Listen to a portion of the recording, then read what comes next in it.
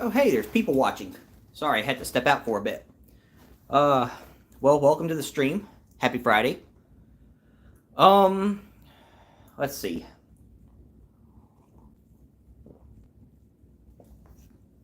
Had to step out and grab something to drink right quick. How's everybody doing tonight? Let me see chat over here. All messages visible. Hey, Kyle, how's it going?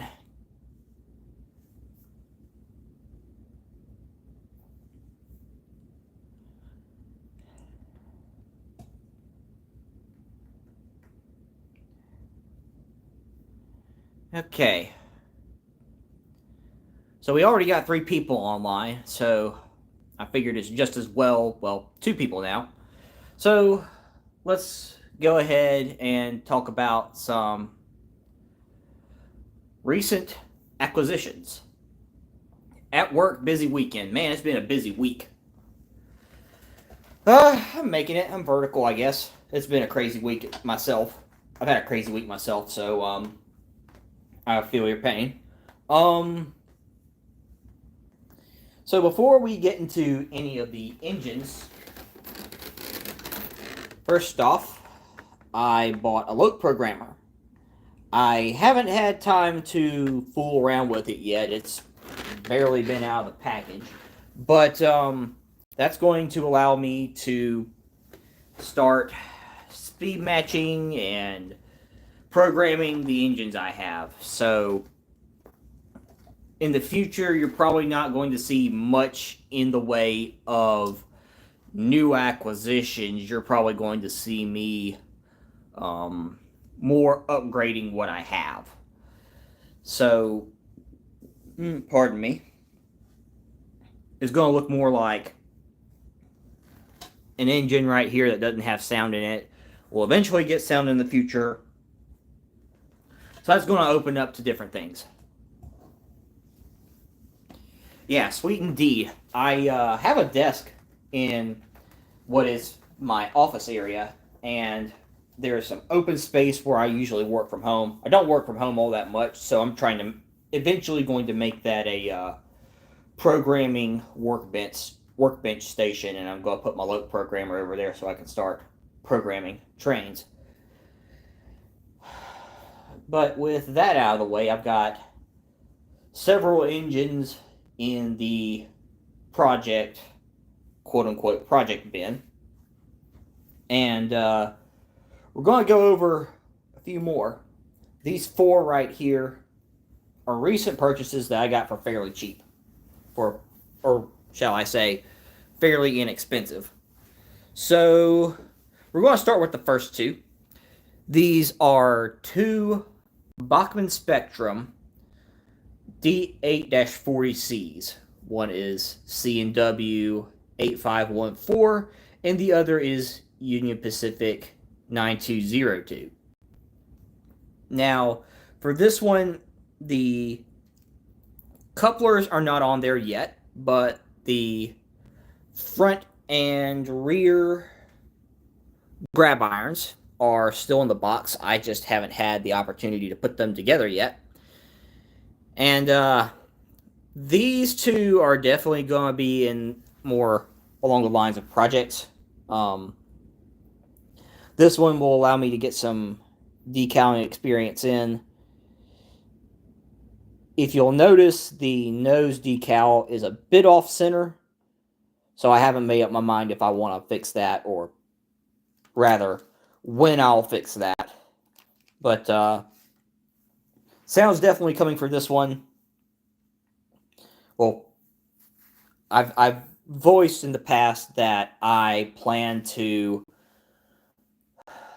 upgrade most, if not all, of my model trains to ESU and Loke sound, hence why I purchased the Loke programmer. So this, like most of my other engines, will receive sound, but they're older models, so they will require a pretty good bit of work. But here is a view of the side and of the rear of this engine. I personally think this engine is the better detailed of the two, despite its shortcomings. But we're going to put this over here. I have disconnected this section of the track. That way we can run trains and not run the risk of shorting anything out. So moving on to the UP. You can kind of tell right off the bat that the number font is not correct. That will require decals in the future. This nose logo, however, is centered. So this number right here and on the other side as well will require decals. Haven't made up my mind on this yet, but I think it's okay. I think Atlas is really the only manufacturer that makes Dash 8s now, and I don't think they make standard cabs, at least none that I'm aware of. So we had an estate sale from somebody that passed away. I didn't know them, but they had a ton of model trains. So there were someone from the Redstone Club went and purchased a ton, and I purchased a first wave and then went and purchased a few of these engines because he wanted to get them off his hands. Anyway, on to the next two engines we have. We have some Proto 2000s here. And I'll go over this first one here. Probably the best looking of the bunch, in my opinion, is BN 9226, an SD60M Triclops. And unlike the Bachmanns, these Proto 2000s are much better detailed. They're better equipped for sound. You can probably see there's some gaps in the grill there, which will allow for sound to escape easier. And they are much heavier. I can pick these things up and I can really feel the weight to them. But the catch with this is, and this one as well, is that it does not move. These are basically glorified paperweights for right now, but excellent candidates for DCC sound conversion, because I hear that the fix for Proto 2000 engines that don't move is just to put another decoder in it. Oh boy, better check the gears, huh? Well, I gotta take the hood off again, which is the shell, so we'll see how she does. But, so, Kyle, you think gears might be the problem with this engine? Because I've tried it out once and it does not move at all. And that could be the same thing with the other engine too that I'll get into.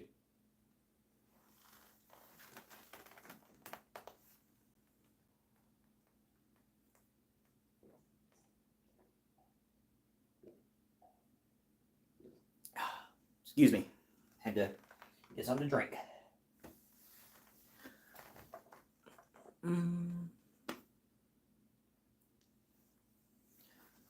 But Kyle says gears. I've heard a new decoder will do the trick. Only time will tell. This isn't something I plan to upgrade my engines to sound gradually. And I really don't know which one I want to do first. I'm kind of leaning towards my CSX SD80 Mac, but I don't know which one I want to do just yet. Then again, I might leave it up to my YouTube audience and do a poll. We'll see.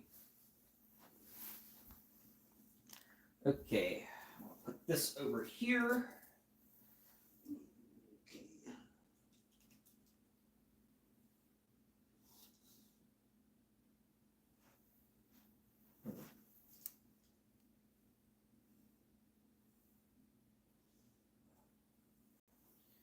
Okay, on to engine number 4. CMW SD60 number 8017. Also a Proto 2000. Also heavier to pick up. Also can see some gaps in the radiator up here. Yeah, I can see them on the screen over here. But doesn't have any sunshades on them. So there might have been one in the box. So that'll probably be something I 3D print when I get around to it. Let me see if I can rotate this thing without dropping it. Yeah. Here's the rear of it.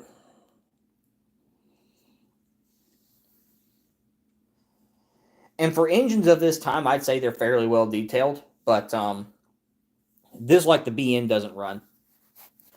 All four of those engines are DC only, so I'm not going to run them tonight.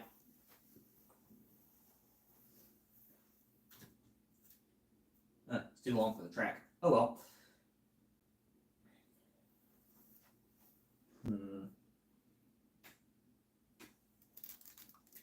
You know what? I'm just going to disconnect this.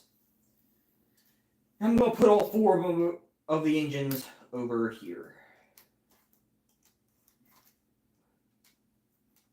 What the heck?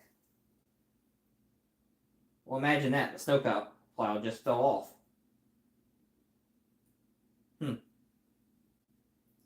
That'll be something to fix later.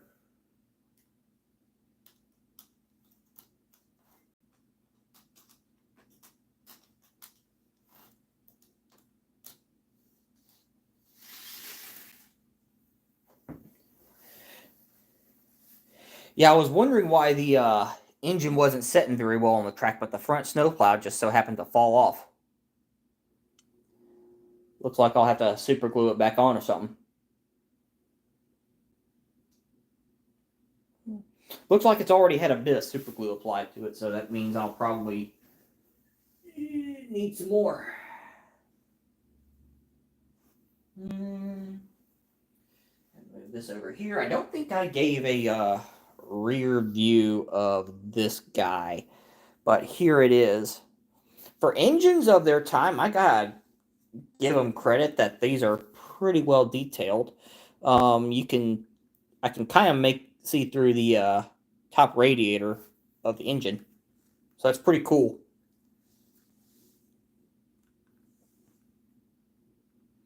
I'm just admiring this for myself. BN's my favorite fallen flag, so naturally I have a tendency for them. In the photo, I hooked it up, coupled it to my B unit, my SD40B-2 that I just purchased from Scale Trains. So I'll decouple my Southern from it. And I'll bring it up here. And that way we can all ooh and ah at it.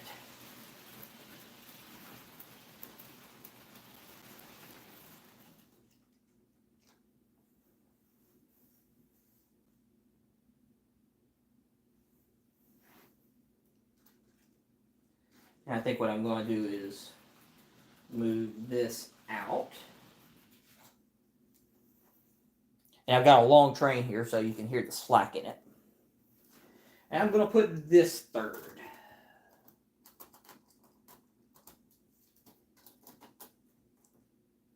What the heck? This isn't sitting very well either. Well, I thought it wasn't sitting well, but maybe I was wrong.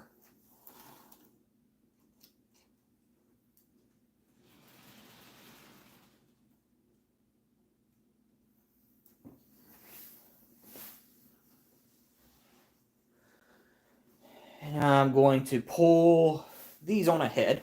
I'm going to push the CSX back, but we'll get around to it later.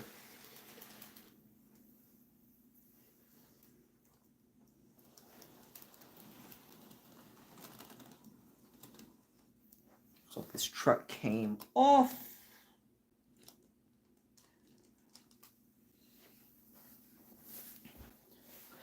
Okay, how's that for a lash up? A lot of green, huh?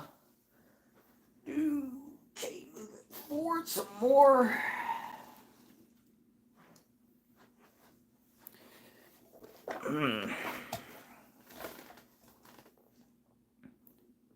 The only thing that would make this better is if it had sound with it so I could run it.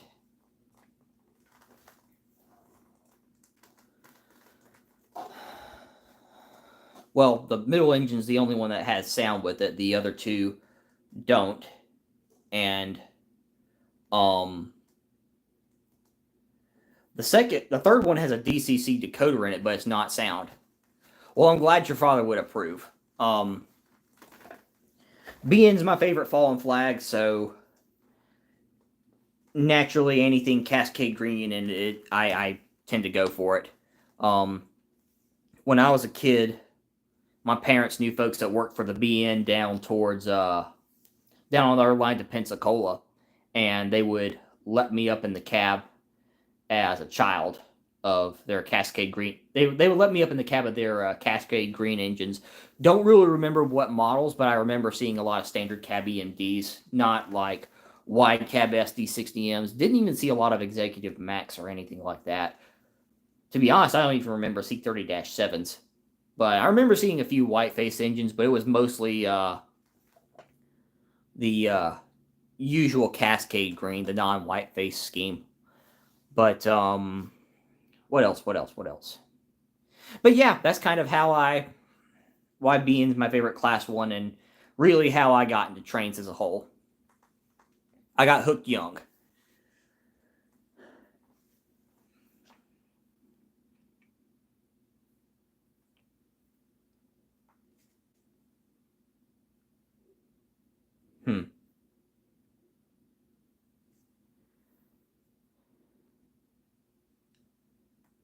But yeah, right now I'm just sitting here admiring this. This is a pretty cool lash up. And honestly, this and my CSX SD80 Mac would be the two front runners for engines I would put an ESU decoder in. Because this will be a great lash up to see moving. It's a darn shame this doesn't have sound with it. This 9226 that I just got. But one day, that's the hope.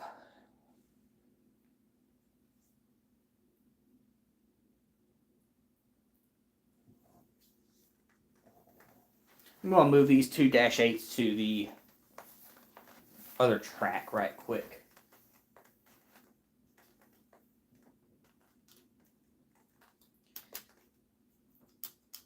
And I did check these two engines, this UP9202 and the CNW 8514, and they do move.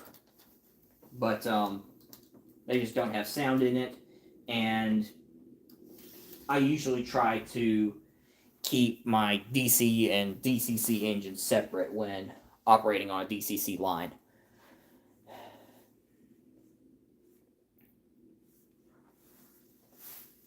Move these back a little bit more.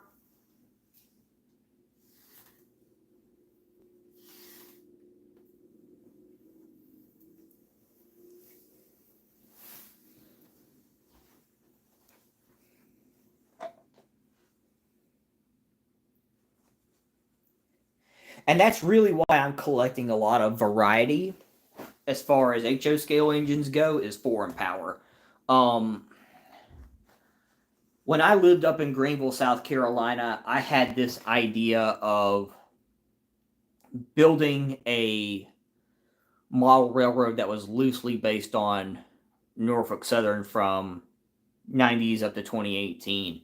And it would go, there would be like a leg of it from Greenville, South Carolina, Greer, South Carolina area down to Atlanta, and then another leg from Manchester, Georgia up to Atlanta.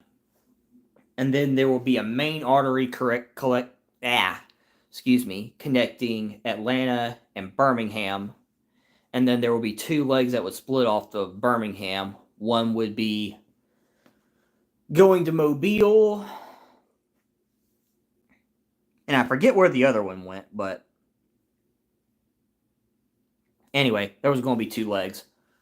But what else?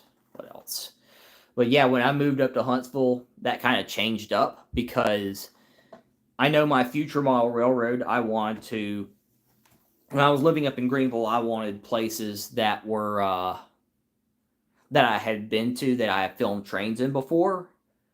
So my goal for a future model railroad is, if I were a rail fan during the era I'm making that model railroad, I would want it to be a model railroad that I would enjoy filming trains on. And depending on how things go, that may or may not be where the channel heads.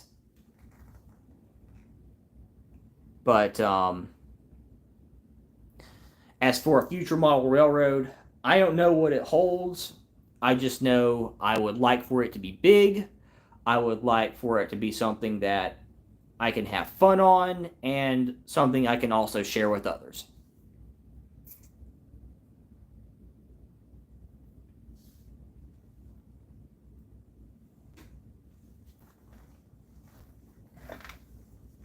And if and when it ever gets finished, who knows, I'd like to be able to do rail fanning videos of my model railroad. Possum Bayou, doing well. How you doing? Welcome to the stream.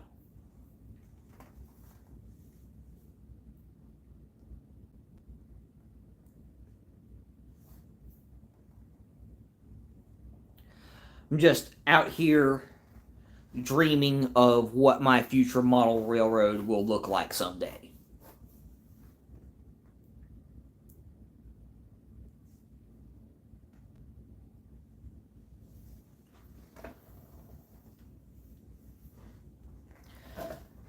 And I'm also admiring this lash-up I have in front of me. It's not activated, but the lead engine is a Proto 2000 BN SD60M Triclops number 9226 that I recently acquired. It doesn't have sound in it, and it doesn't even move. Oh, hey, I was offline for a bit. Oh well. All I have to say, hopefully I can get this lead engine operating and sound in it. And when I get comfortable with my new Loc programmer, I will probably put out a poll on the channel for which engine I should put sound in first. And I haven't come up with all the options yet, but this SD60M and my CSX SD80 Mac are the two front runners for me.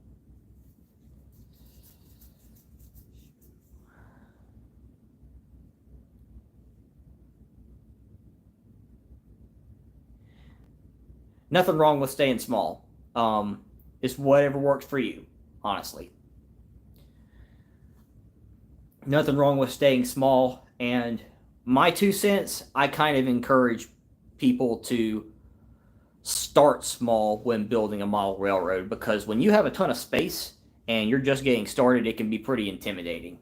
So I encourage people to start small. My first layout was something akin to this size, but I could at least try operations on it. You may remember seeing it from a few previous videos, but it wasn't much, but it was something I could start work on and start scenery on and do a few operations.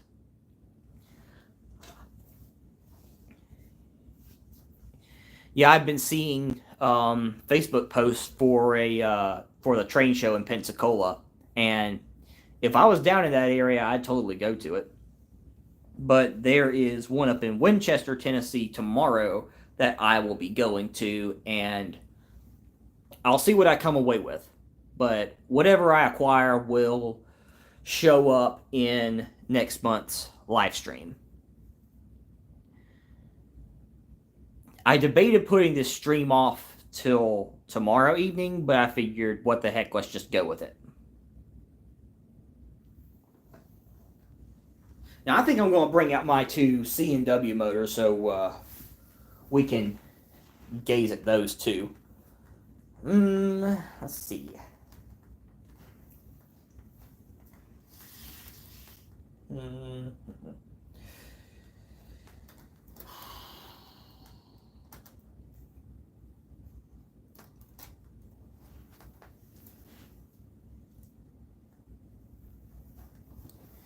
Chat, what should lead, the Dash 8 or the SD60?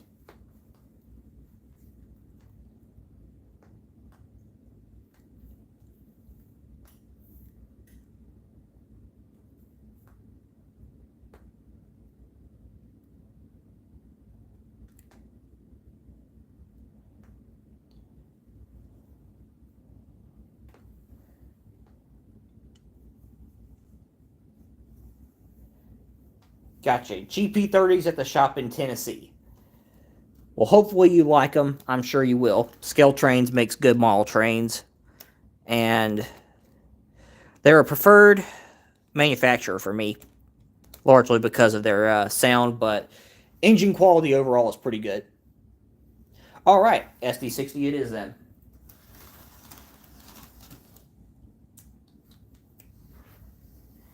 Now this engine doesn't have any couplers with it yet. It's just, I've kind of been a bit lazy with getting around to it. But that might be something I do here soon. Coupler installations, by and large, aren't that hard.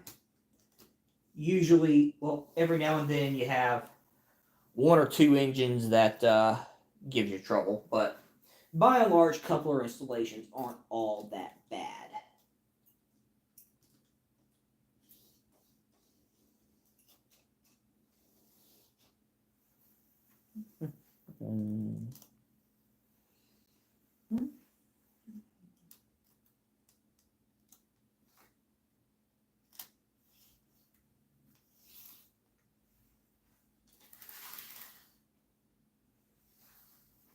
I'll move this over here.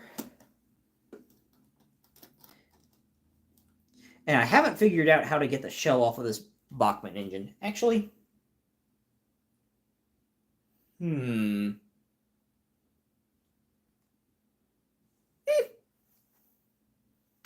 what the heck? We'll get around to freight cars, but I'm kind of feeling a bit ambitious. Let's see here.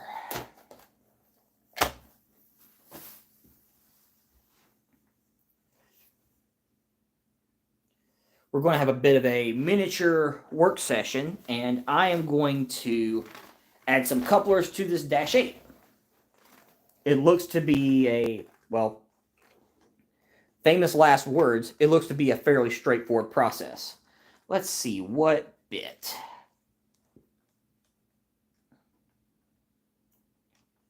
Okay,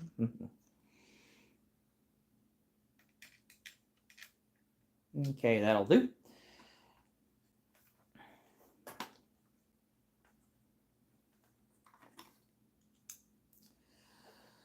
Okay, maybe I can open this up and not have them go all over the place. Okay, so that's 1, 2 couplers. Speaking of upgrades, one thing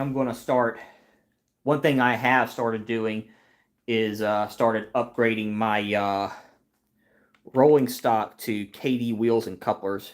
I've gone with Bachmann for years, but I think I'm going to finally pull the plug and start doing KDs. I've heard they're better for as far as slack goes. Okay, let's see here. Gently lay this down. I'm going to put this over here. Okay, this is going to be a bit dicey. I'm trying to get this all on camera. I'm trying. Okay, let's see. I'm going to loop this in here. Hope it stays.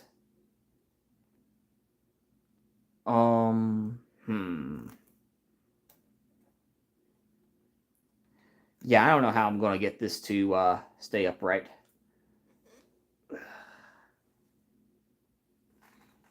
Prop this back. If you're just joining in, I got a wild hair, as we say down here in the South, and I am working on upgrading one of my new acquisitions. If I can. Okay.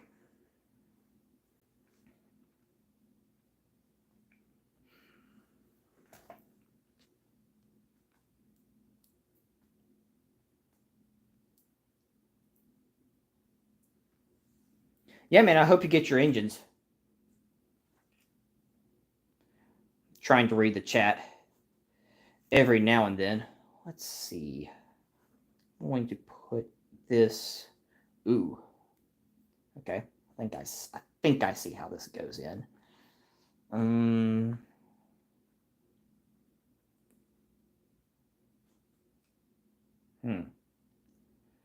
Okay.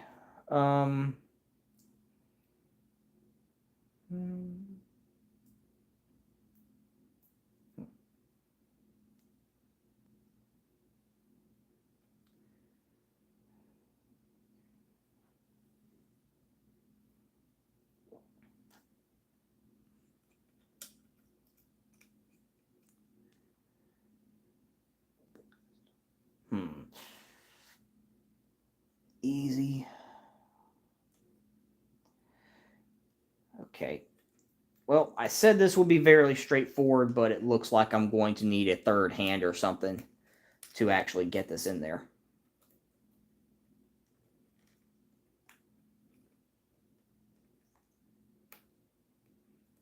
Okay.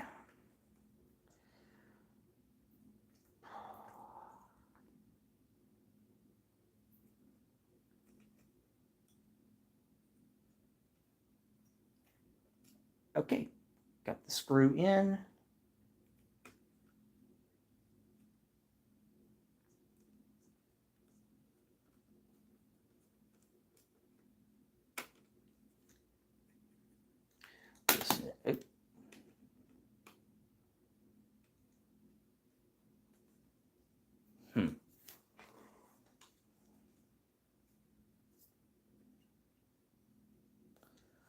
Let's see.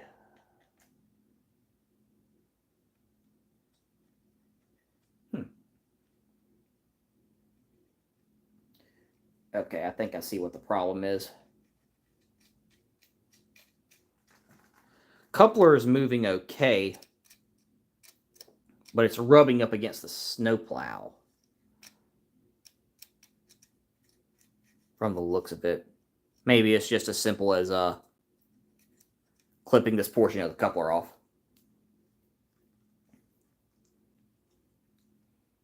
Now on to the other side.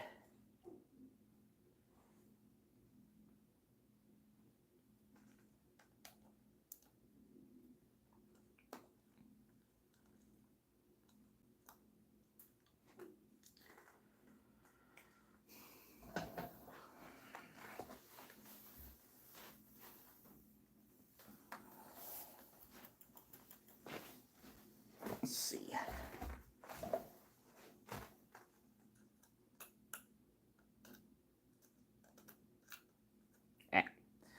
Washer came off.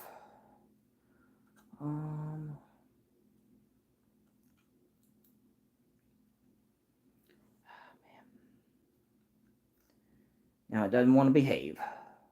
Let's see.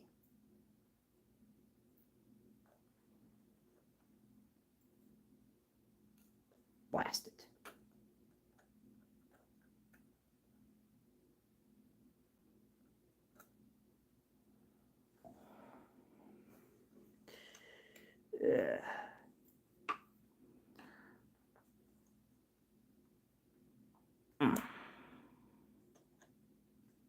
Hope y'all are having fun watching me struggle. Well, hope y'all are having fun watching me struggle with this Dash 8 here. This washer does not want to sit on this little thing right here. There we go.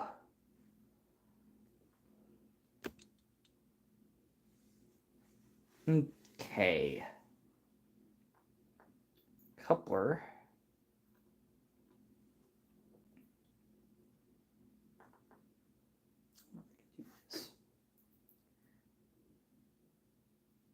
Because this doesn't have a plow on the back, so I should be able to, well, there I go again saying should.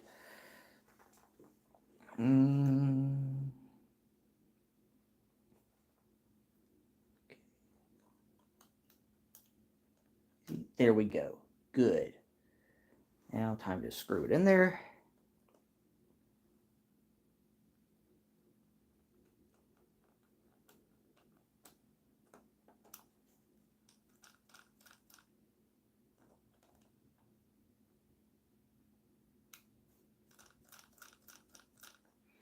Cool.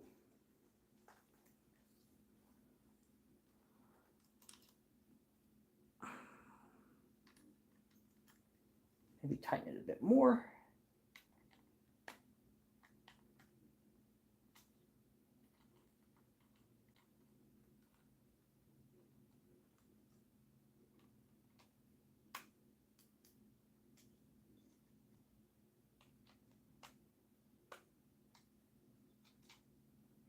Okay.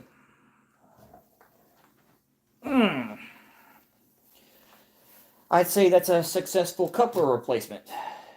May need to upgrade it in the future, but we at least got that taken care of. And time for the SD60 to lead.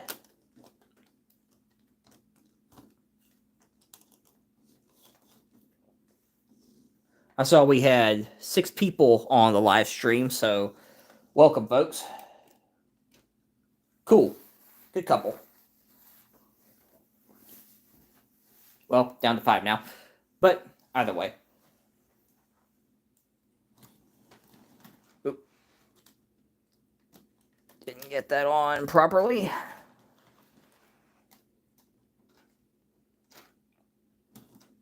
Ah.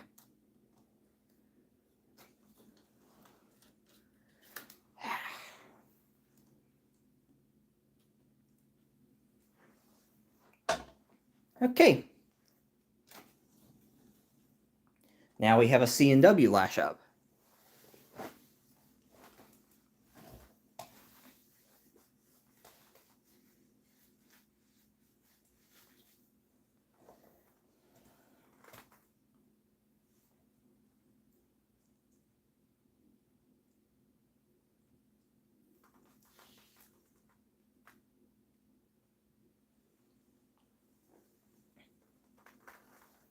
So I'm going to make a confession that C&W is one of those railroads that I like just for the paint scheme. I think it's very cool. I don't know that much about their railroad operations, but they have a cool paint scheme. Tubetown Clowns, greetings to you as well. Billy Dozier, thanks for tuning into the live stream.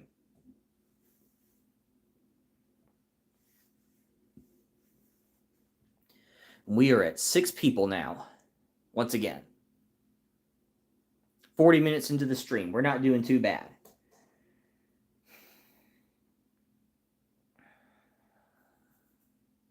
Seven people now. Awesome. So, yeah. I don't know how soon I can get around to these 2 guys as far as DCC installations go. Like I said, lost a washer in the process. Oh well. We'll figure something out for it. But I don't know how soon I can get around to DCC installations, but I would say that BN Triclops and my CSX SD80 Mac are the 2 front runners for installations.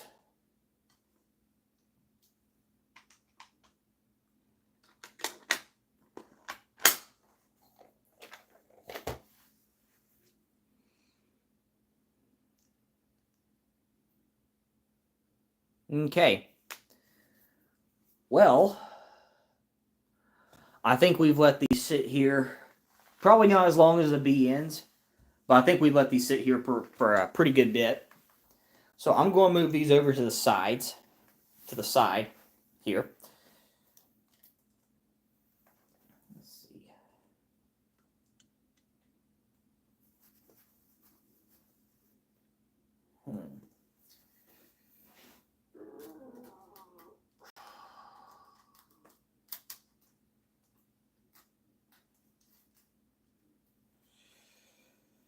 And the SD60.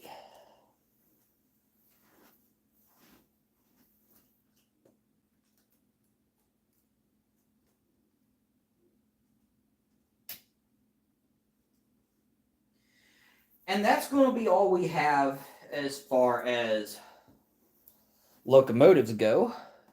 I think I'm going to bring my B unit. Oop, there's a grab iron loose here.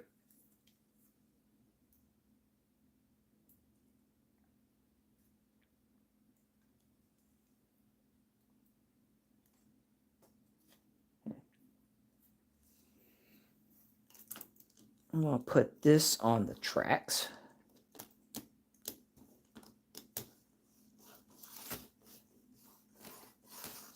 Let me see. Okay, yeah. I thought I felt something off there.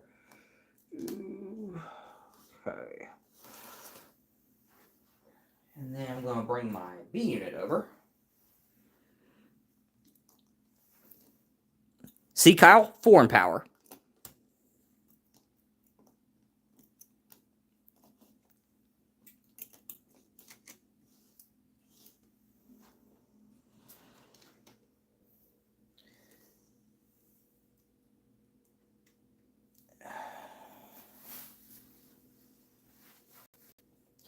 And now I'm going to power the layout on. And I'm going to grab another cell phone because I can do consists a lot better from another device. So y'all give me a few minutes.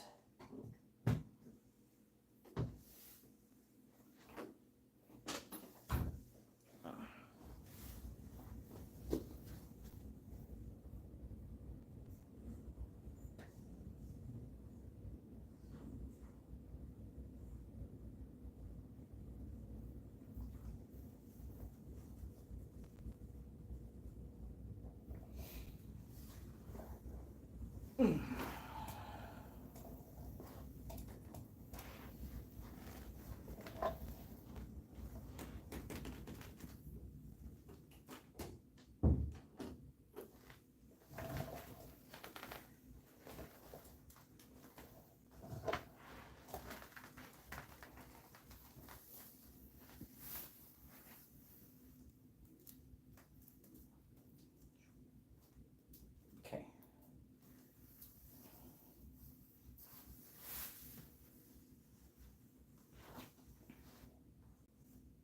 Alrighty. Let's see here. Connected to Digitrax.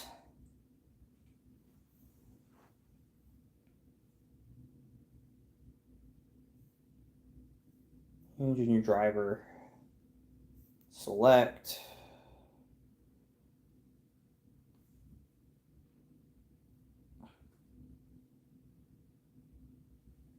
Yeah, the Tiger Stripe was a interesting scheme, but they didn't have very many of them.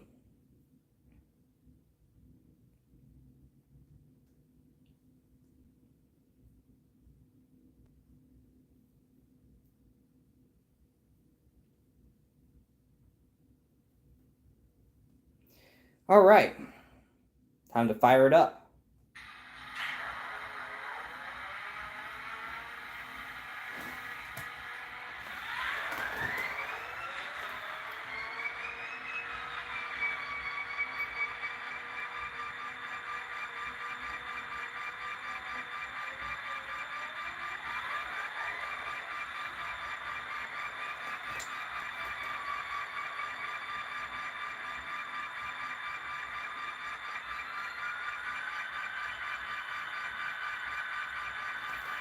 Okay, class lights active on both engines.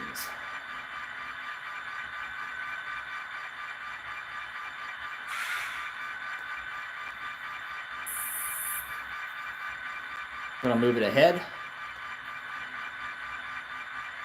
Old school, no DCC yet. Yeah.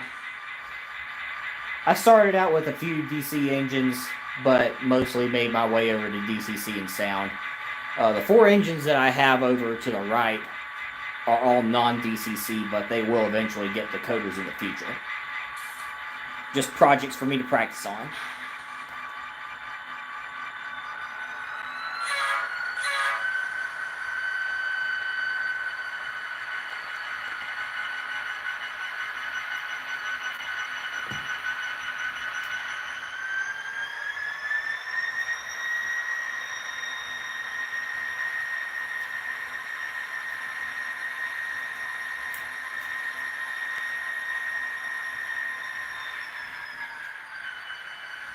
Okay, first train car. This is a Burlington Northern Western Fruit Express reefer car, WFCX 9345. I can't remember if this was a roundhouse or an Athearn Blue box, but I may be able to see the. Let me see that quick. ACF Centerflow. Shoe line.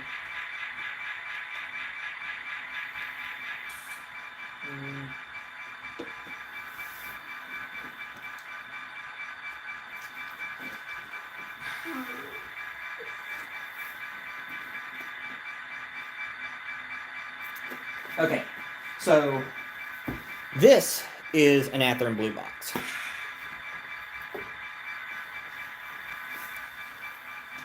It was one of those model trains that I got in kind of the second wave. So naturally, like I said earlier, it's BN. I have a hard time keeping my hands off of anything BN. So I went ahead and snagged it. Moving forward a bit to another Athearn Blue box freight car.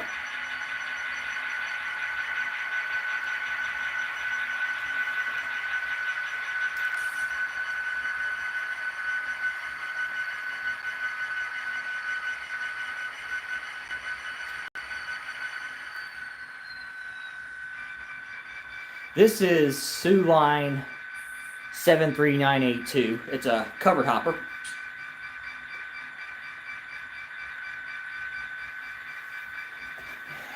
Yeah. Athearn was fairly good for its time, but yeah, these are fairly budget cars. But when I purchased them, they seem to be in pretty good condition, I think. So this is a wheat hopper. And I think most, if not all, of these cars I purchased have metal wheels and Kadee couplers. Kadees of some variation. But the next 3 or 4 would look good on a grain train, I think.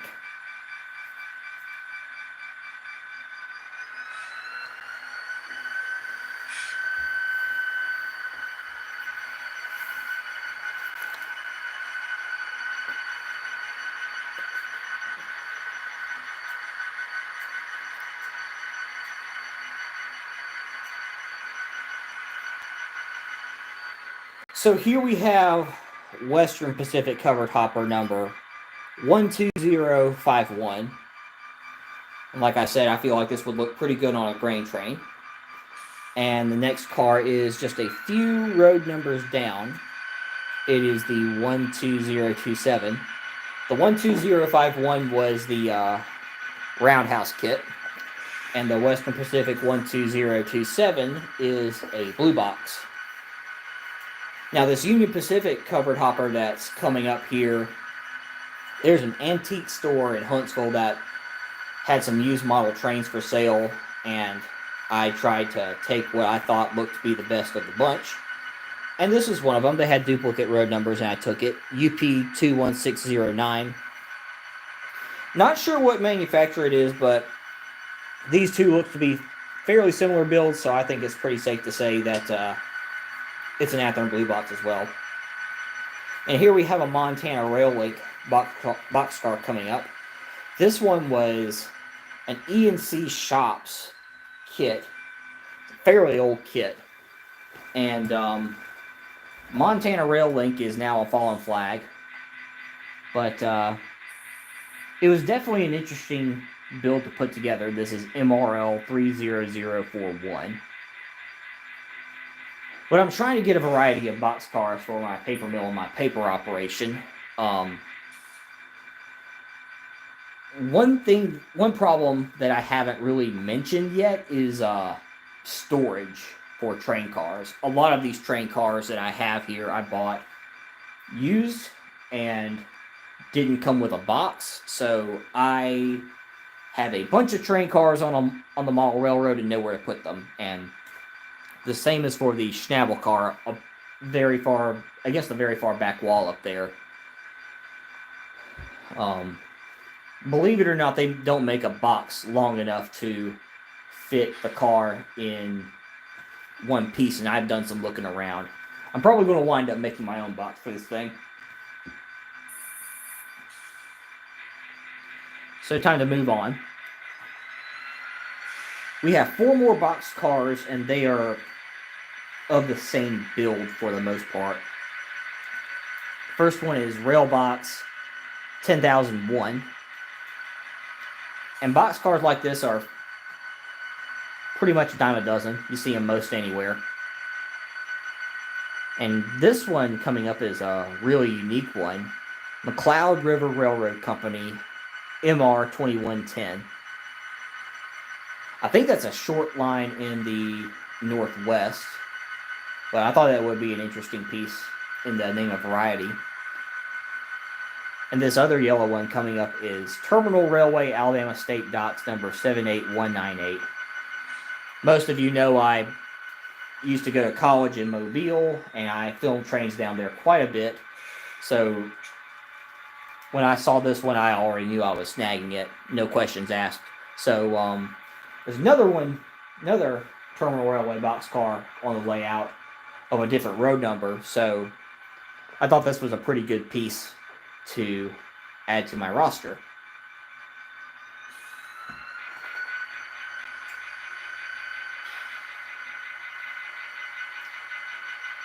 And here we have another similar boxcar, Sioux Line 178502.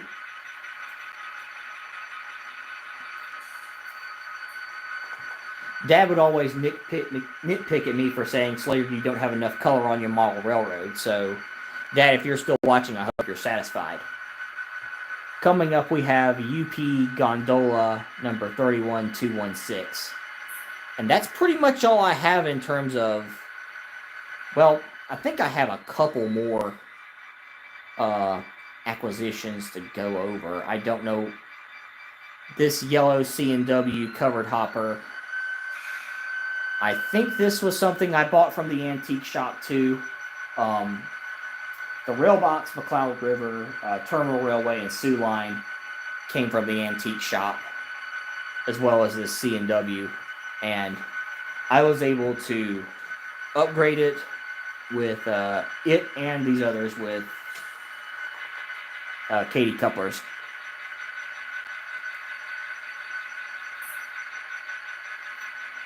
And I don't know if I've talked about this one. This is a Walthers kit I put together. GACX 48350 in a Wonder Bread Hostess cake scheme. It was a kit I got from a friend of mine back in college a while back. But I think we're going to run a few laps around the layout with these SD40s.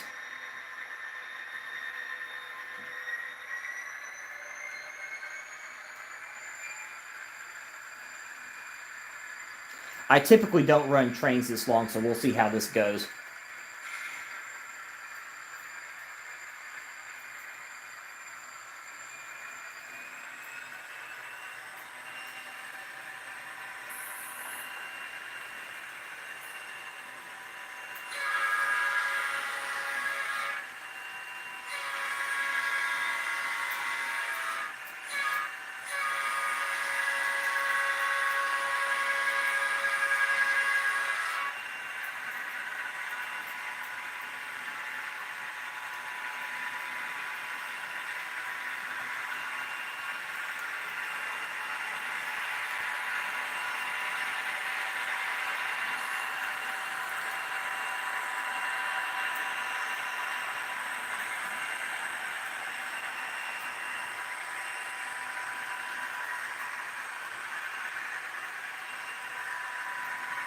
Six people, 4 likes. We're not doing bad on the stream.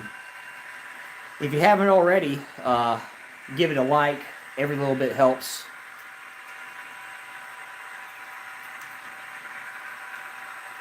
And I hope you guys are enjoying so far.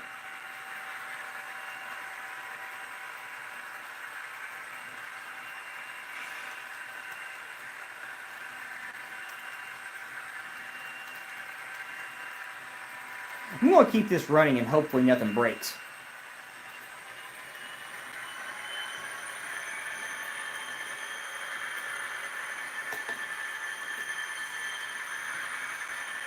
So we're going to talk more train cars. I forgot I have a couple.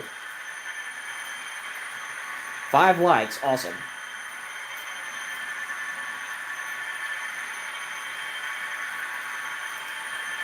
Got a headlight meet for you guys coming up here.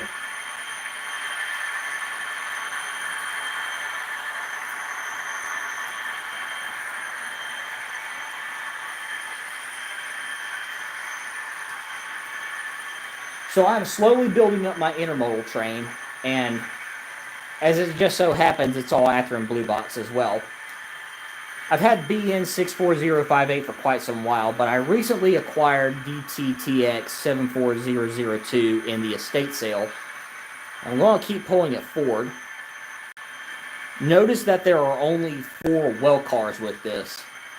That is because Athearn shorted me a piece, and since they don't make blue box parts anymore, I'm having to cab one up and get a friend from work to 3D print it for me, since my 3D printer is quote-unquote under the weather. It just has trouble extruding, but one of these days when I have enough time and patience, I'll get it fixed. And then moving the intermodal train forward again, I have a Southern Pacific set that this time did not short me with any components. SP513474.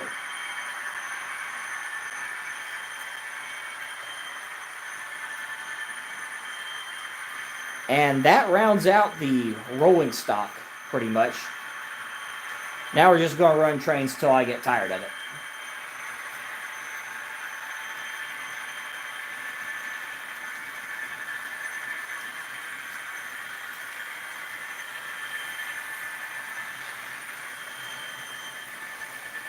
Yes, sir, I just got to add more containers onto it in the future.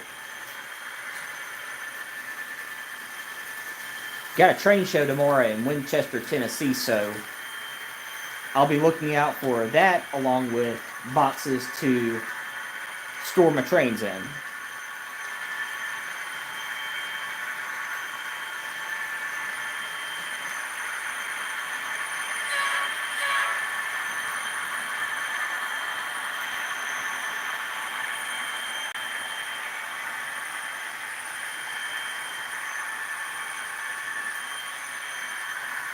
That's correct. This is Bachmann Easy Track. Only reason I use it is because it's just easy to take apart and put back together. And I'm living in an apartment. One of these days I intend to move out of here, so it's just easy to use for me right now. But again, I'm dreaming about the future here. If and when I do get my future model railroad, it will be flex track. I have seen quite a few model railroads, and I've seen some very good track work, so I hope I do half as good.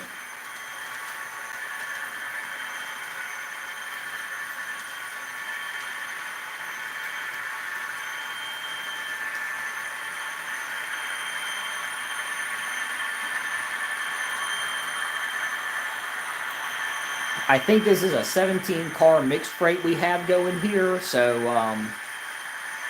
yeah, I need the extra horsepower on this one.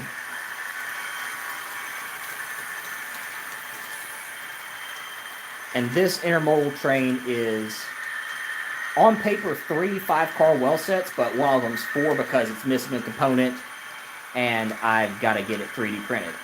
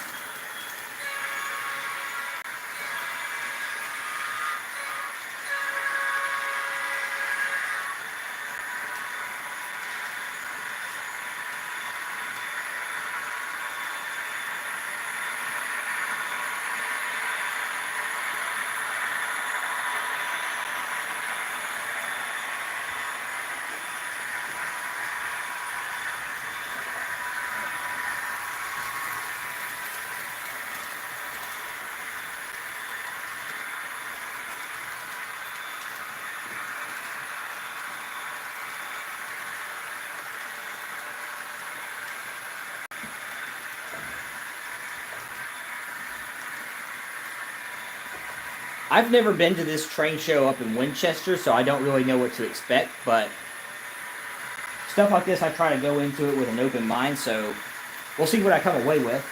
And whatever I get at the show, it will show up in June's live stream of the model railroad.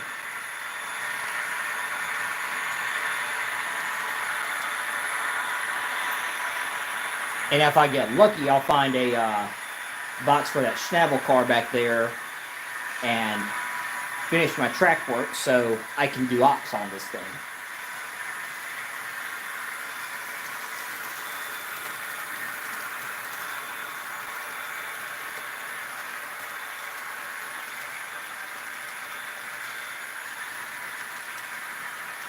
So you're near Chicago. I bet you get a ton of good rail action.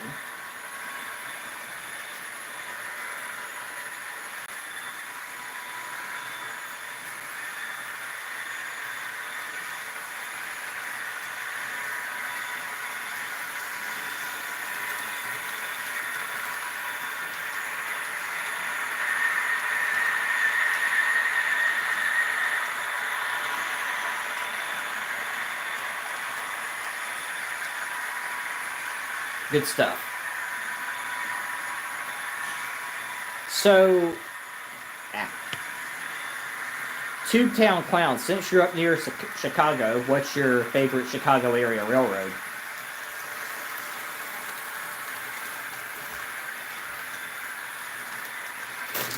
Ooh, okay.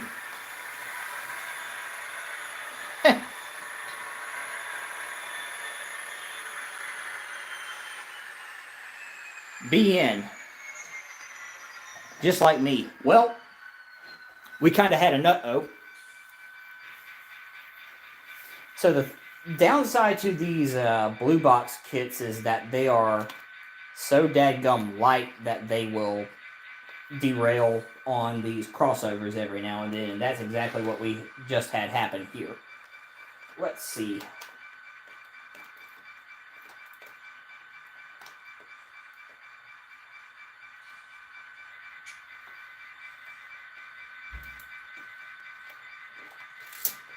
Oh, shoot.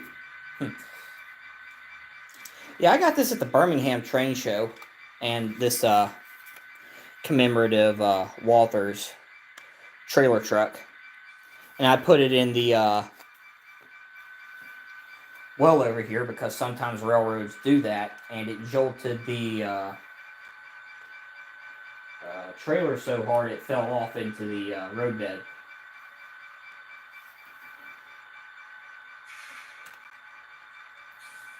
Okay, it derailed this guy too. Okay, I think we're back on track for the most part. I don't know. Okay, I don't think it messed this train up any at all, so that's good.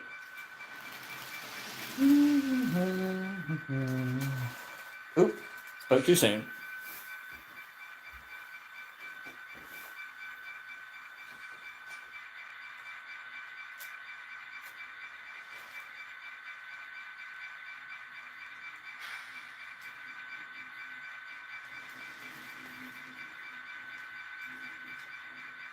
Cool. Okay. Time to get back up and running again.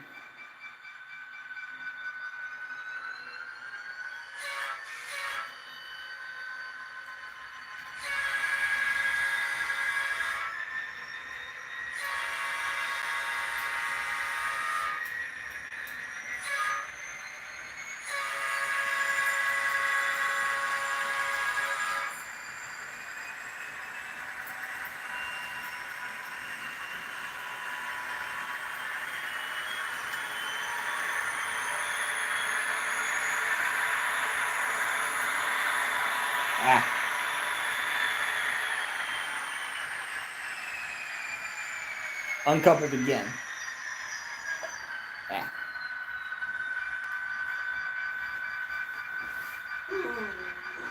Let's see.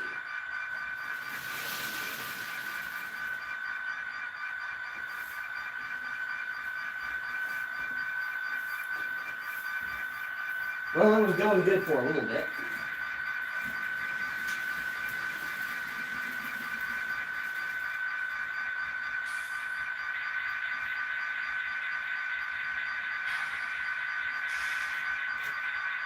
Okay.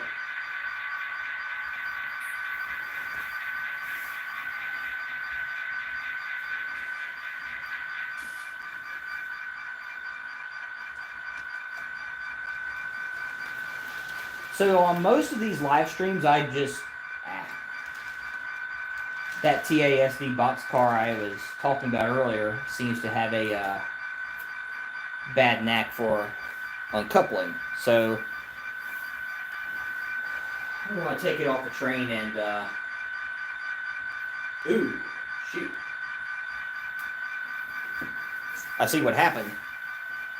It looks like one of the screws came loose. I don't know if y'all can see this or not, but it looks like one of the screws came loose, and this isn't sitting up here well.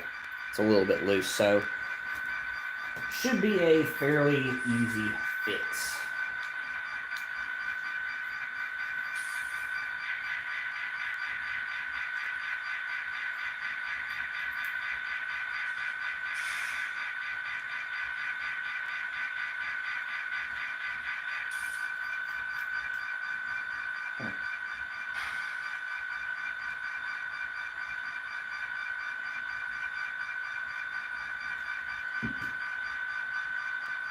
Okay, seems to be doing better. So I'll put it back on.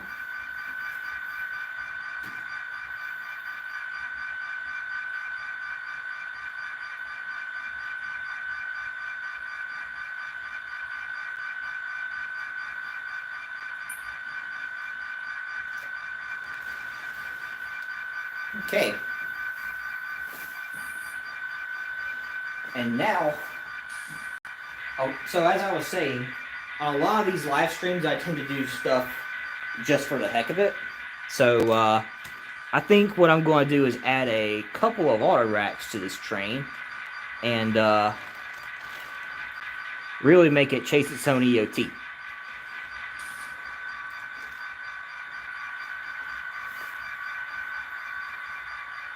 And we'll see how that goes.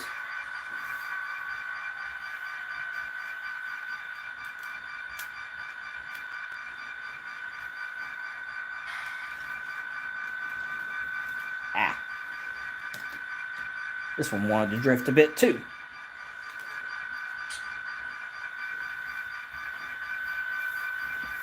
Okay.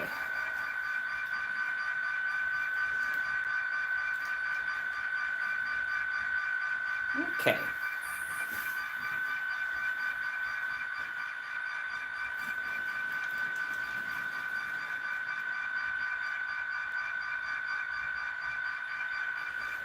All right, let's see how she does.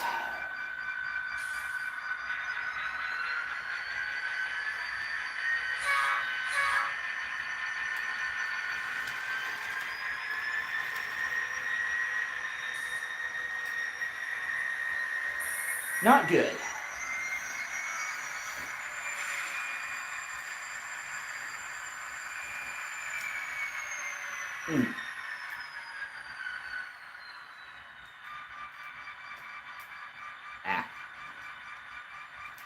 Also not good.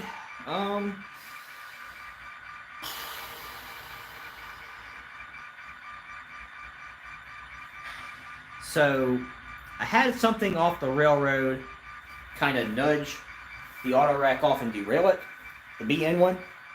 And now there's kind of a coupler height gap between two of the auto rack cars. While I'm over here, I'm going to couple this one up.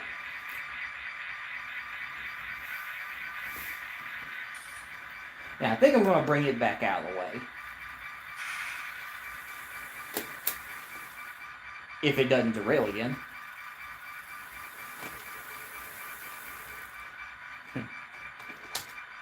Thinking this guy might be the problem.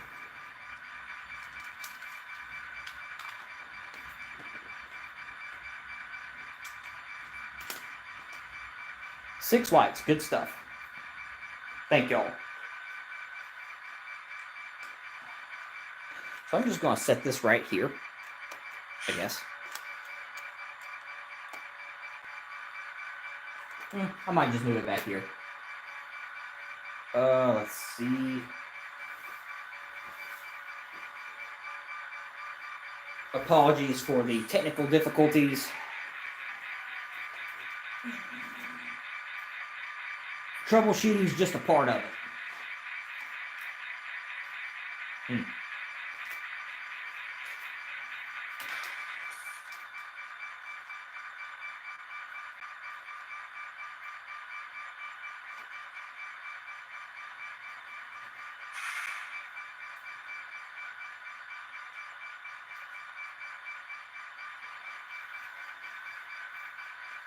All right, take number, I've lost count.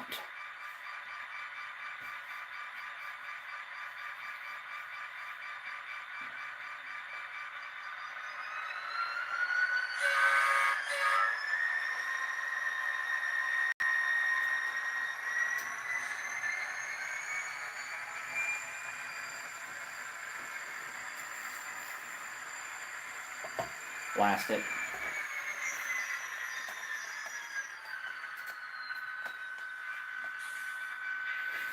So I think this end of the BN auto rack has a couple of height issues. So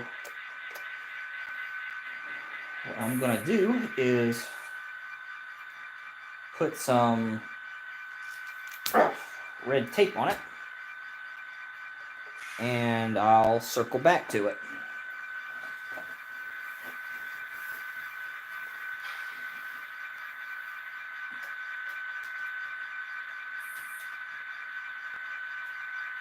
And I'll just leave that there.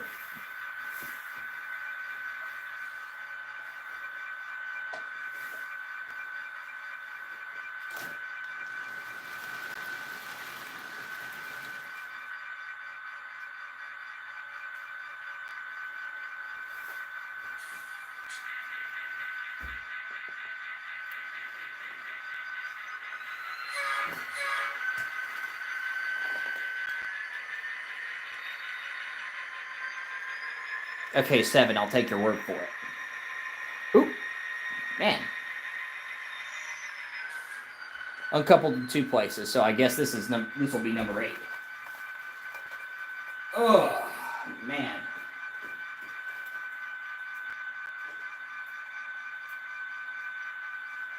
These engines haven't been speed matched, but they're both fairly new Scale Trains engines, so I'm figured they're close enough for government work. But again, just another thing for me to practice on and stuff like that. Club Adventures in Model Railroading. I'll sure do that. Club Adventures in Model Railroading. I'll have to remember that.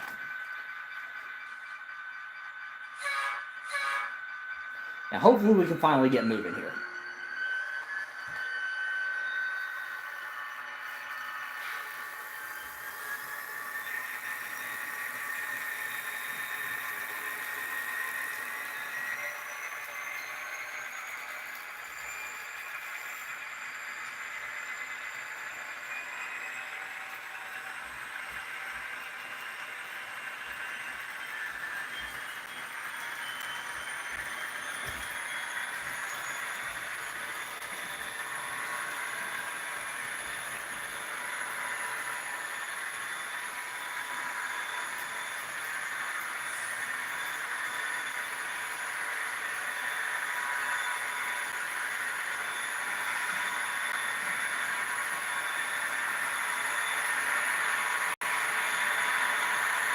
And now we're talking variety here.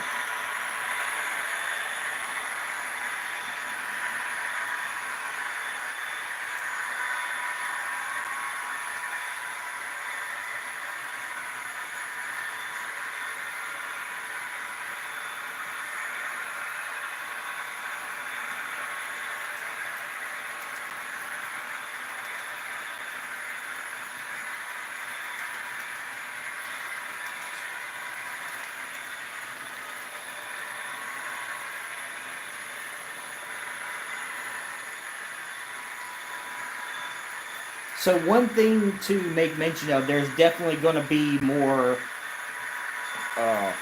live streams like this in the future. but it's mostly going to be featured around upgrading what I have. But I'll definitely be buying more rolling stock in the future. I've got, whether it's at a train show or from somebody. I know a gentleman up in Tennessee that I've set aside quite a few freight cars that I'm going to buy in increments. So should have plenty of subjects for these live streams going forward. Some are kits, some are straight out of the box. But I've also got quite a few kits here as well, and I'll build them as I get around to it. But all that's to say, there's plenty more rolling stock and stuff like that in the future. Great Midwest Train Show. I might have heard for it. I might have heard of it. Matthew Matheny, good evening, man. How you doing?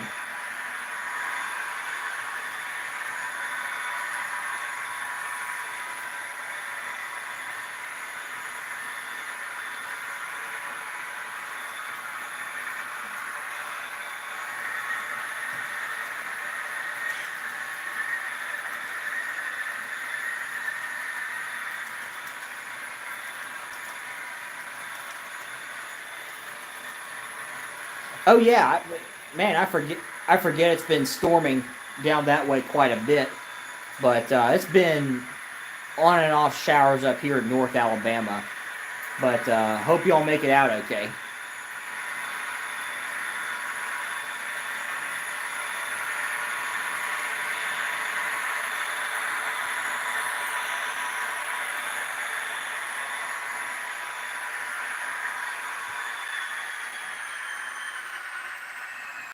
Pop another coupler.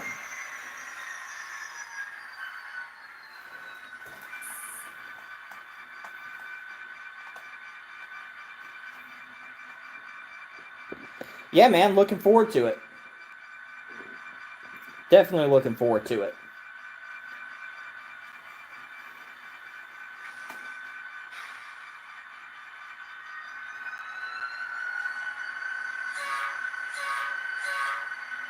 Right now, I'm just hanging out and running some model trains and troubleshooting the crap out of my model railroad right now.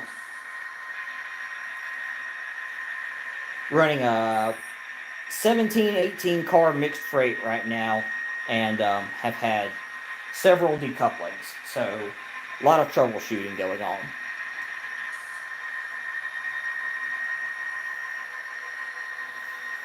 Thank you very much. Trying to build up for the future and get to a point where I can just, I guess my main goal with these live streams is to get to a point where I just turn the stream on and talk about what I got new, and then I ask you guys, what do y'all want me to run, and we run it.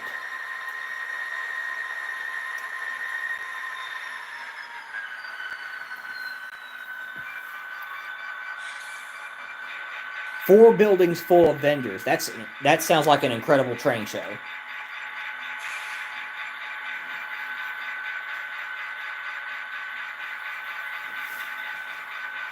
I would probably get lost and not be very disciplined with my finances. I'll put it that way.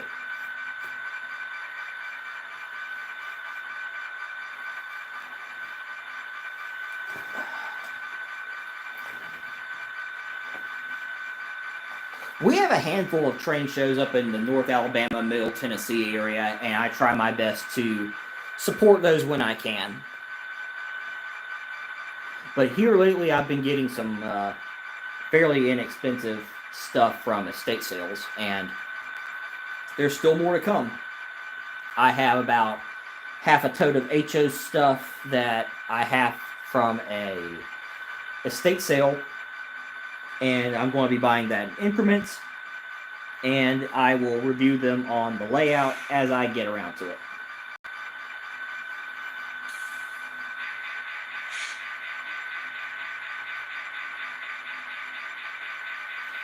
Y'all want to continue watching these SD40s, or do you want me to run something else?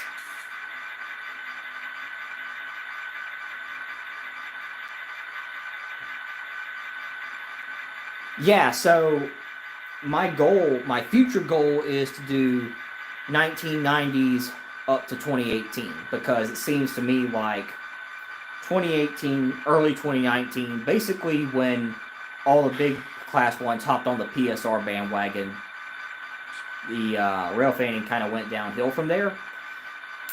Still a good hobby, but as I get more into model railroading, I would like to model more of what I see and create a model railroad that is, I was a rail fan during this period of time that I would like to film my own model railroad, and maybe even make a model railroading document of, well, a rail fanning documentary of the model railroad.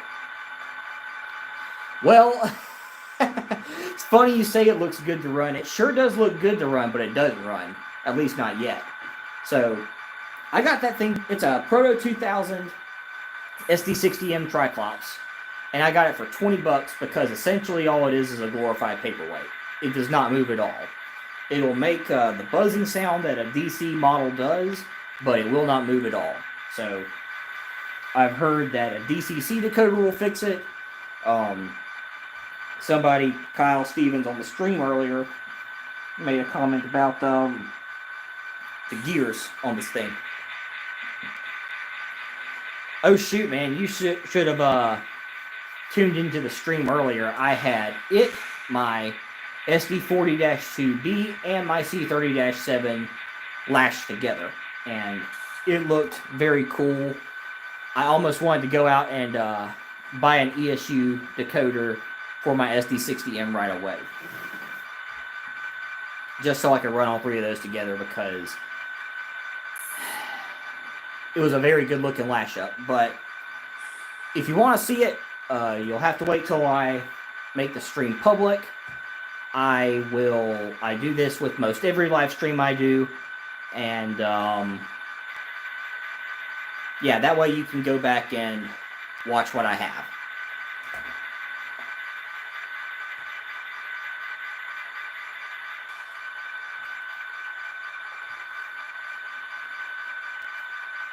Well, that's cool. That C30-7 I got was has some weathering on it. Now I'm going to bring it over here so I can brag on it.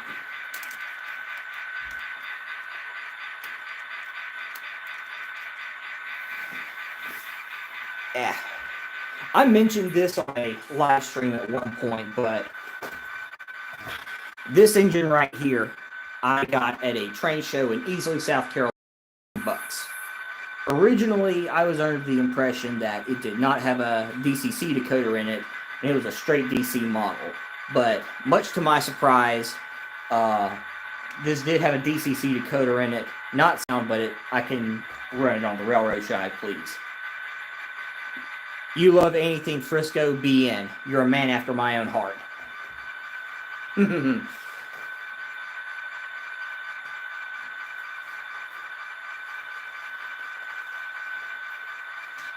I'm old enough to actually remember BN and how I got hooked on trains with my parents knew folks that worked for the BN, and they would routinely let me up in the cab of the Cascade Greens engines. I remember seeing a lot of SD40s and GP38s, but not a lot of the big power like, you know, SD60Ms or SD 70 Max. Even these guys, I don't really remember seeing these guys that much. Yeah, that's right. Honestly, akin to the CN line that goes down to Mobile, BNSF has a main line that goes to Birmingham, and it's in a state that's dominated by Norfolk Southern and CSX. It's kind of unique in its own way, and doesn't get much video coverage, but that is something that is in the works. I've made a few trips to the Birmingham sub, and plan to make a few more trips north of Amory, but that's going to be a video in the works.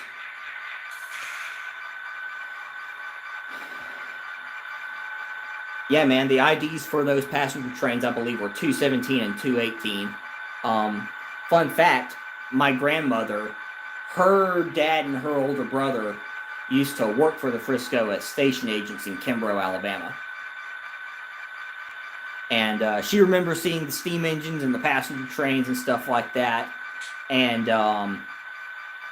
she told me a few years ago that Kimbrough was a booming town back then. These days, it's just like you blink. It's one of these small towns where you blink and you might miss it. But Kimbrough used to be a pretty bustling place. And the Southern was naturally the busier of the two. But the thing that people used to do to pass time was to watch trains. Because passenger trains were easier to predict.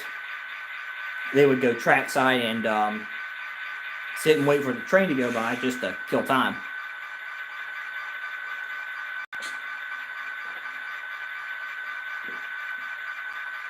Kind of akin to what we do today as far as rail fanning goes. Although people didn't document them, they just watched trains go by.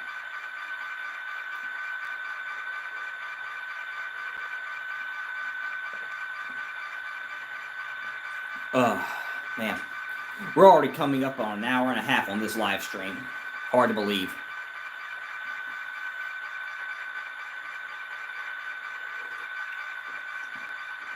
I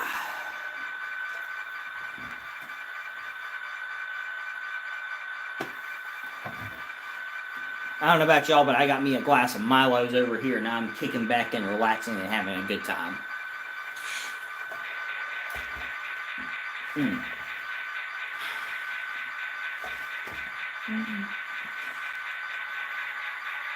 But I've made mention that we have a train, there is a train show up in Winchester, Tennessee, and I will be going to it tomorrow, and I'll be keeping an eye out for storage boxes and containers and maybe a few other freight cars.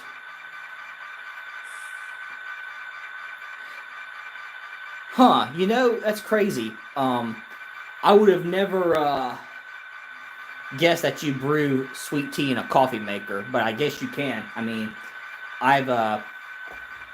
Keurig makes cups for Swiss Miss hot chocolate, and it's pretty good, especially on some of these cold days during the winter.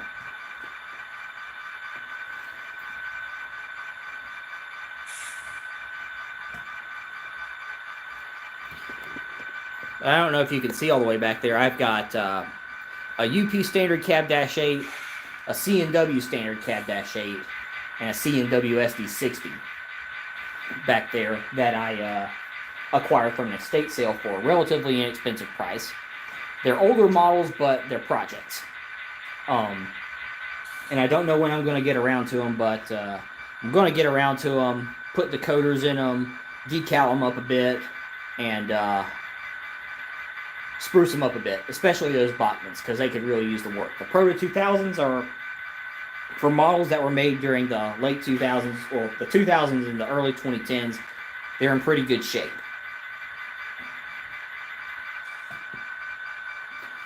Oh, cool. Colorado, Wyoming, and Nebraska this summer. Hope you have a good trip. I'm assuming it's for rail fanning.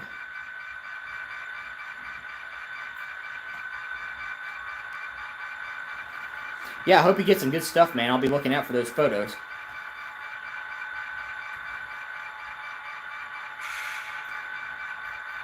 Cool, cool.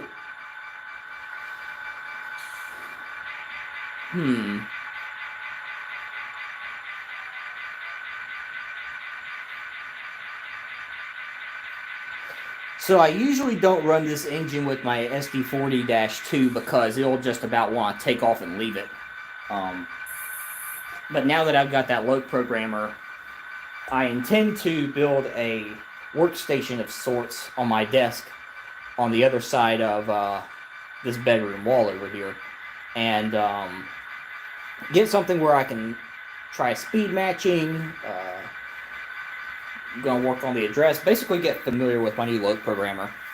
And this is going to be a good test because the address for this thing is still 3, and I'm going to make it 7502 eventually.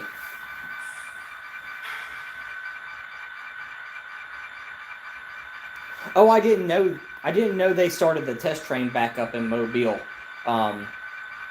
So for those of y'all that don't know what he's talking about, for their Gulf Coast service, Amtrak has been running test trains for the past year or so. And there was a period of time where they stopped, but it seems like they're back up and running again. But at the rate things have been going with the Mobile train station, who knows if this is actually going to happen or not.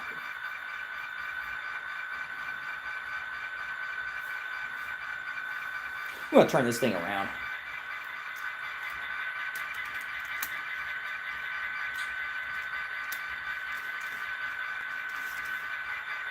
Boom. Get a better shot of it.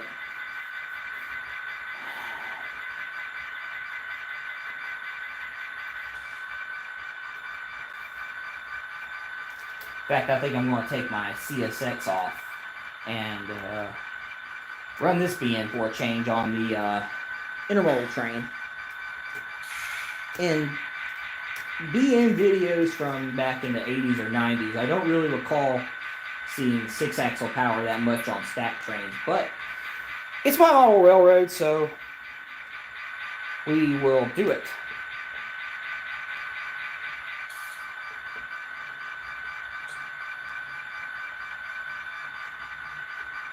Alright, we have lights.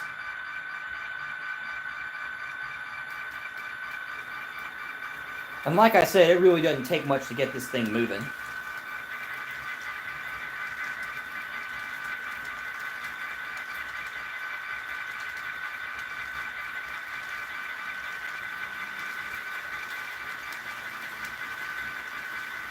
Seems like for this CSX, I had to put it in at half speed to get it moving at about this pace, but this is at a third of the speed, basically 1/3 of full speed. So this C30-7 will take off and leave you if you ain't careful.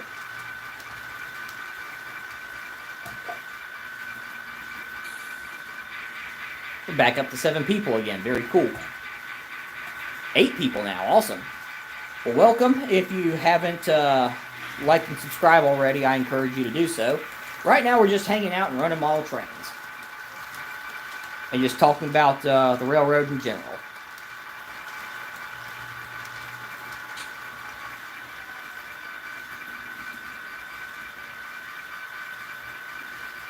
Yeah, stuff like that happens. I predominantly stick to HO much of my life. Don't have much in the way of N-scale. But I do have one engine that I use whenever I go to operating sessions. It is this. It is a Conrail SD60i number 6748. A buddy of mine patched it for Norfolk Southern. But this is the only N-scale engine that I can use on a DCC model railroad. Now, I mentioned it earlier, but if you've been observant, you notice that the set of yellow well cars has 4 wells with it instead of 5. Well, Athearn shorted me out a part, and they shorted me a pretty crucial one. It's like the link that sort of hooks over the well cars and connects them together. So I've been working with a friend to get one of these 3D printed, and when I get it 3D printed and fitted on here, I'll put it back on and start running it with my train.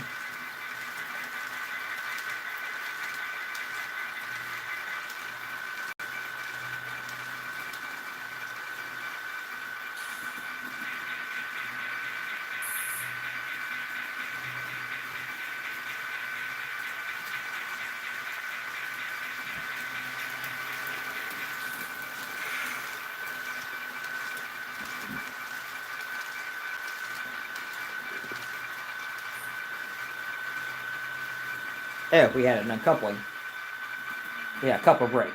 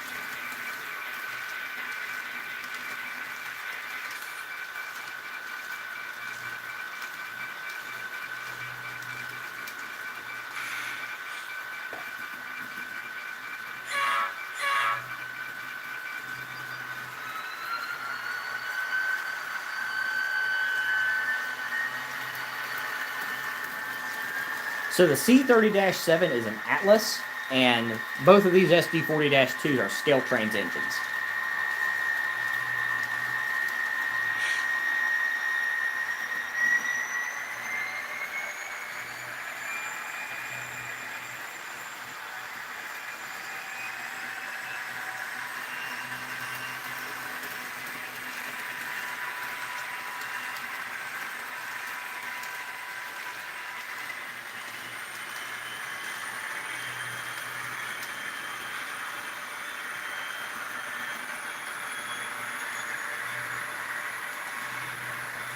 I did not. I bet that was a pretty cool spot back in the day.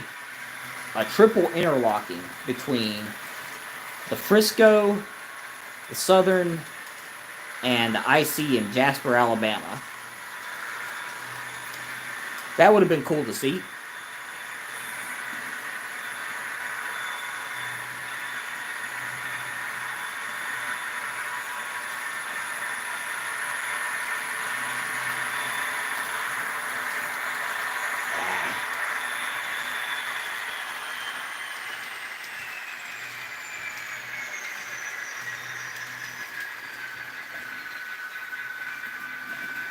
I think I'm going to lift this rack because it seems like a lot of the problems I'm experiencing right now happened when I first added it to the train.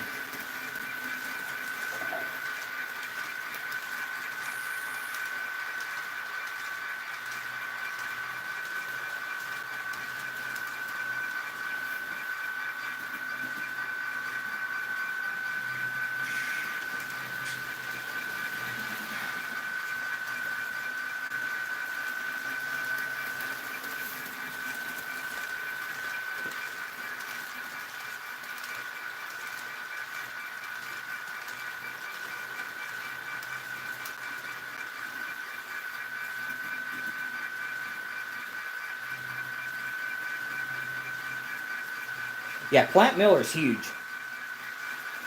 We're talking about the BNSF Birmingham sub that runs from Memphis to Birmingham.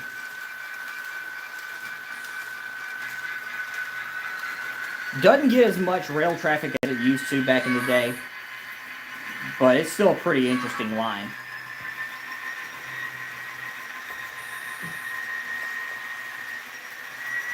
Not filmed as much as NS and CSX.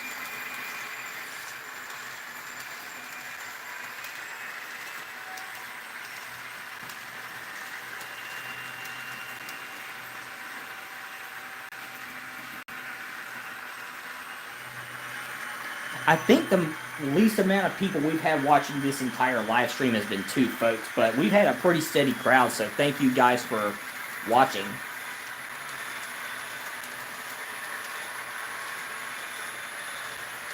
Yeah, I don't doubt it. The few times I've been over that way, it seems like it's been mostly afternoon runs, though. I know I woke up early one morning and rode down there one time, and I sat in a few different spots from Carbon Hill to Winfield, and I think the first train I caught that day ran around 1:45 p.m. So I can't recall. I think the only morning runs I've ever gotten on the Birmingham sub have been around Thomas Yard in Birmingham. Crap, crap, crap, crap, crap. Man, I think it wanted to do a little bit of a drift there, and it still somehow managed to stay on.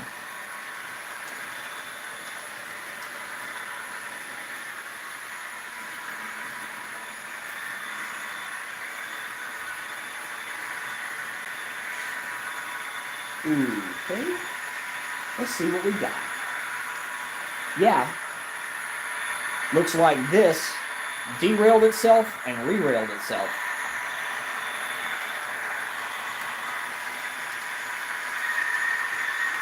One thing I will say about these well car kits is that they're fun to put together, but they're extremely light. So you kind of got to watch them.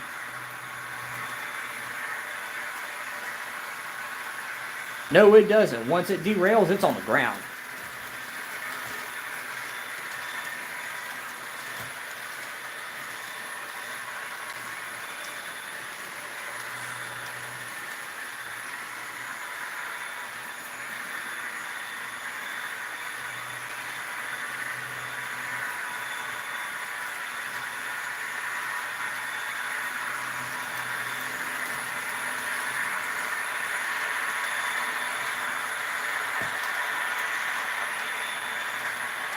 There's a part of me that wants to run different power every now and then, but these two SD40s running together sound very good.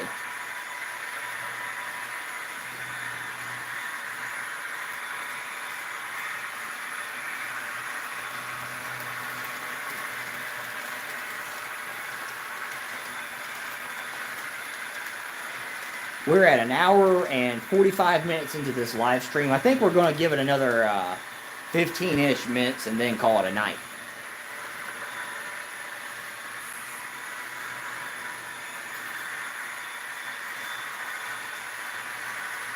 I don't know. I mean, I imagine you could import sounds into a drive for these guys, but the Lope programmer allows you to access sounds that are on ESU's website and download them through the programmer directly onto the engine,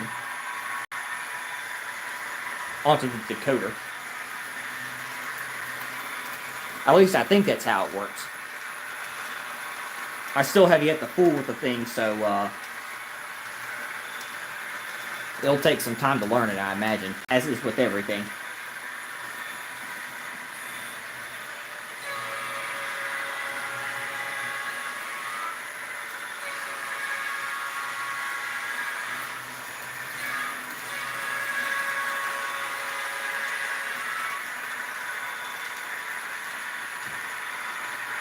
Yeah, model railroading is one of those things where you get what you pay for.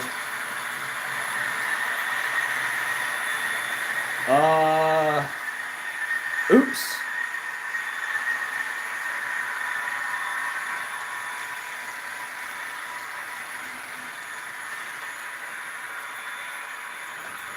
But yeah, model railroading is one of those things where you kind of get what you pay for. I mean, you can buy, my opinion on it is that you can buy a toy train at a train show for about, say, like $50, $60, $70. But if you want quality models, yeah, you gotta fork out the money. But the sound's usually about an extra $100 or so. But it's worth it in my opinion. Just from a realism perspective.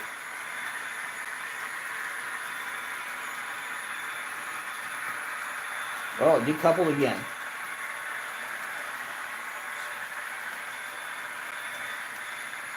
I think I'm gonna park this thing, move it back a little bit. For sure. There is a level of commitment to this hobby for sure.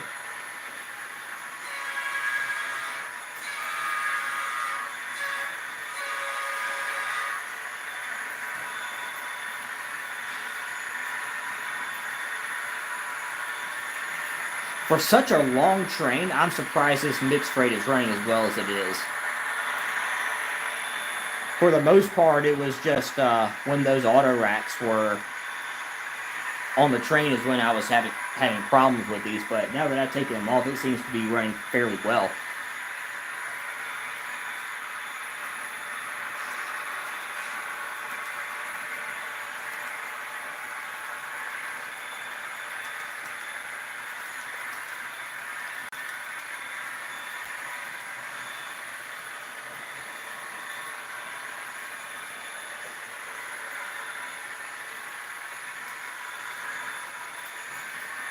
Alrighty, good deal. Thank you for tuning in. Good talking. And you have a good night as well.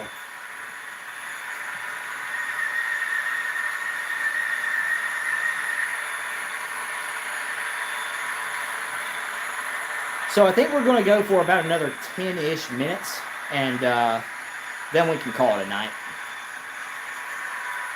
But I think it's been a pretty good stream. I mean, I've had fun running model trains and talking with you guys, and I hope you guys have had fun as well.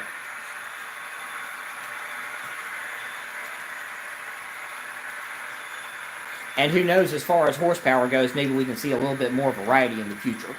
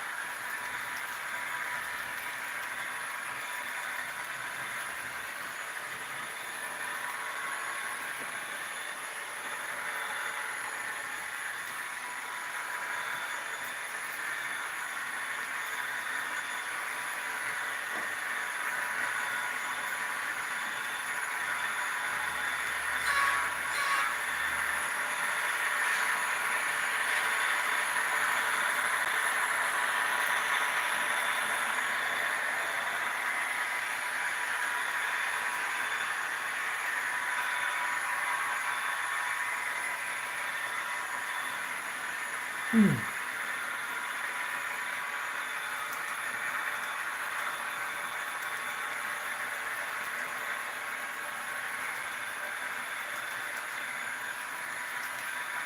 think I've got a good bit of variety on the layout. I know we've talked about it here and there during the stream, but once I get some storage for the cars that don't have boxes to go in, then I can start swapping out cars and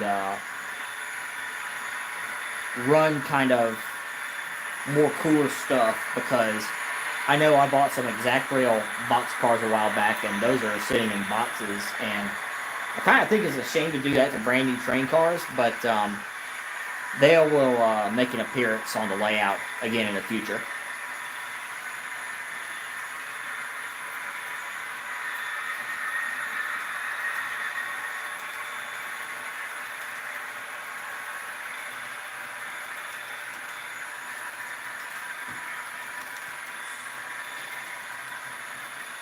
And it'll be interesting when I find storage for the Schnabel car and complete my track plan and start running ops, because it'll be cool to see some of these wood chips start running around the model railroad and get placed and stuff like that.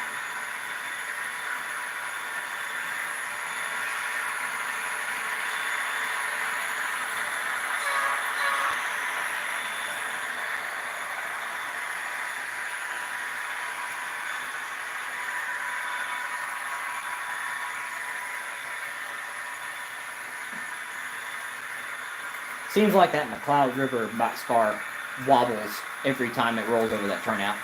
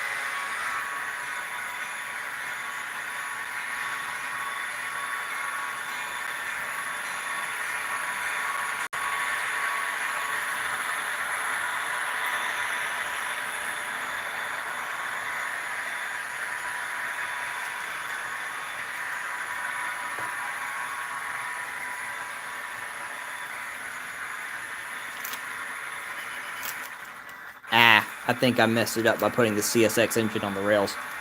It seems to be working okay, though.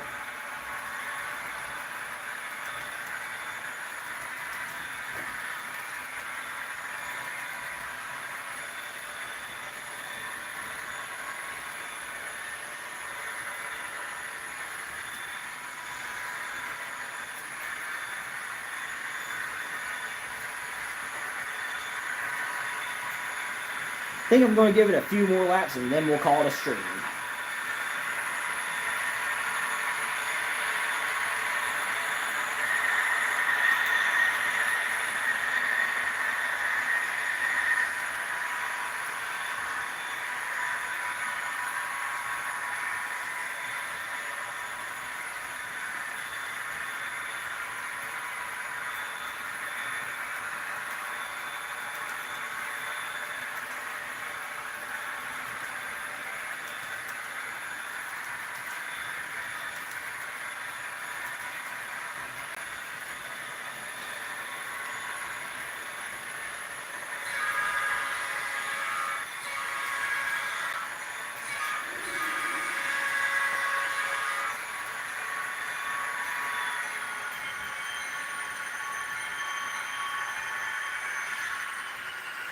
Thank you for your time. Thank you for watching.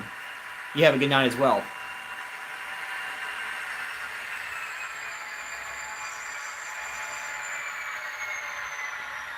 All right. Well, I think that'll do it. We just crossed the 2-hour mark, and I hope you guys had fun watching. I had fun talking with you guys and running model trains, but I try to do this every month, so I'll definitely do this again. And like I do with most every stream I do, I'll make this public later on, and you guys can go back and watch it at any given time you want. But all that being said, thanks for watching, thanks for liking, and thanks for commenting and interacting and all that good stuff. But hope y'all have a good night and a good weekend. Y'all take care.